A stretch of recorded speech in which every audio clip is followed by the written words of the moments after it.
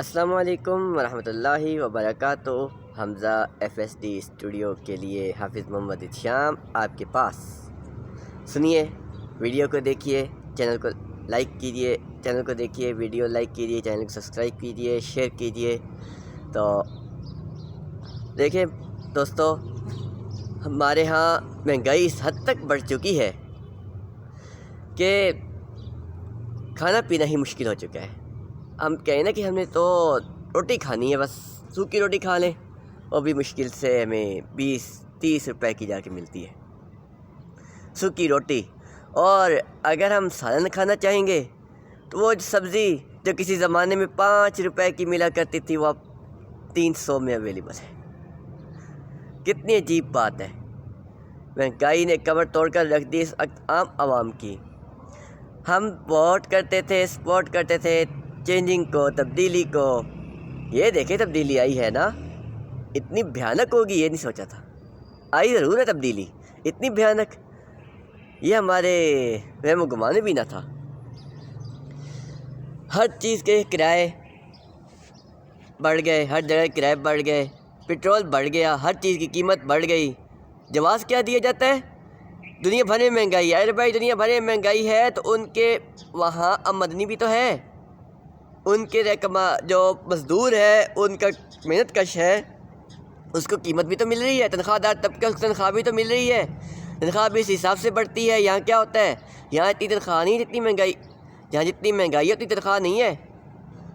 ارے بھائی میں ایک ڈسیبل پرسن ہوں، آپ کے سامنے ہوں، میری تنخواہ ہوگی زیادہ سے زیادہ 16,000، 2 ماہ بعد جا کے ملتی ہے۔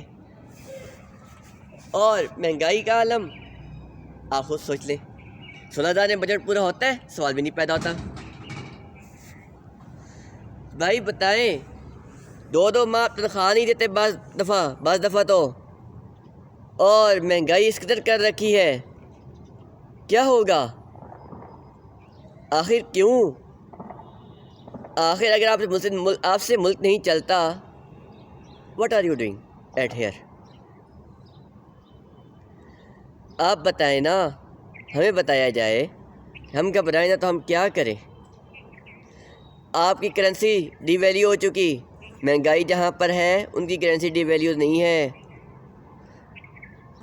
ارے بھائی اپنی کرنسی تو سنبھال لو، آپ اپنی کرنسی کو کنٹرول کریں، مہنگائی پہ کنٹرول ہو جائے گا۔ صرف اپنی کرنسی کو کنٹرول کرنے کی ضرورت ہے، اور سرکاری افسران کو، سرکاری اہلکاروں کو، عہدیداروں کو اپنے اخراجات کنٹرول کرنے کی ضرورت ہے۔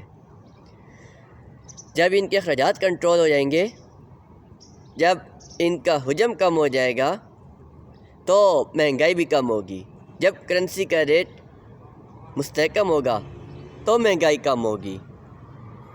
مہنگائی تب کم ہوگی جب آپ کی کابینہ کا سائز ہلکا ہوگا، جب آپ کی کابینہ کے غیر ضروری افراد کابینہ سے باہر ہوں گے، جب آپ کی کابینہ اہل افراد پر مشتمل ہوگی، تب مہنگائی کم ہوگی۔ مہنگائی تب ختم ہوگی جب ہر پرسن دوسرے کا سوچے گا، اپنا ہی فائدہ نہیں سوچے گا۔ مہنگائی تب کم ہوگی جب ہر پرسن دوسرے کے ساتھ بھلائی کا سوچے گا۔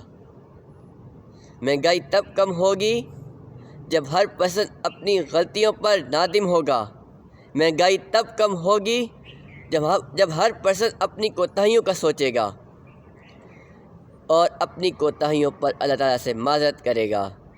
ارے بھائی آج بابرکت دن ہے، عہد کریں کہ ہم نے اس ملک کے رہنے والوں کو کچھ دینا ہے، یہاں کے رہنے والوں کی مشکلات کم کرنی ہے۔ حکمران عہد کریں کہ ہم نے عوام کی مشکلات کو کم کرنا ہے، اور عوام عہد کرے کہ ہم نے اپنا کام دیانتداری سے کرنا ہے، تو آپ کے یہ مصیبتیں کم ہو سکتی ہیں۔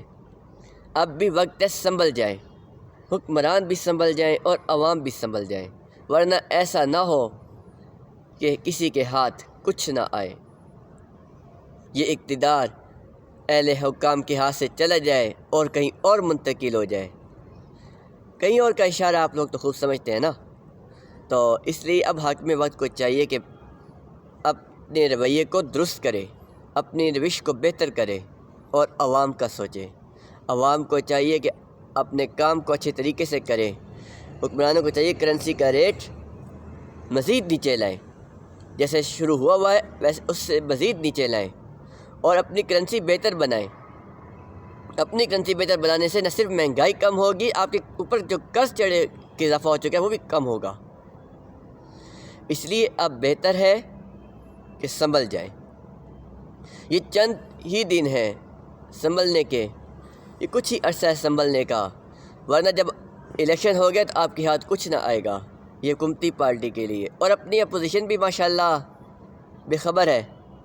اپوزیشن کو چاہیے کہ اس وقت موقع ہے، سنبھالے، قیادت کرے، ورنہ عوام خود نکلی تو آپ جانتے ہیں کیا ہوگا۔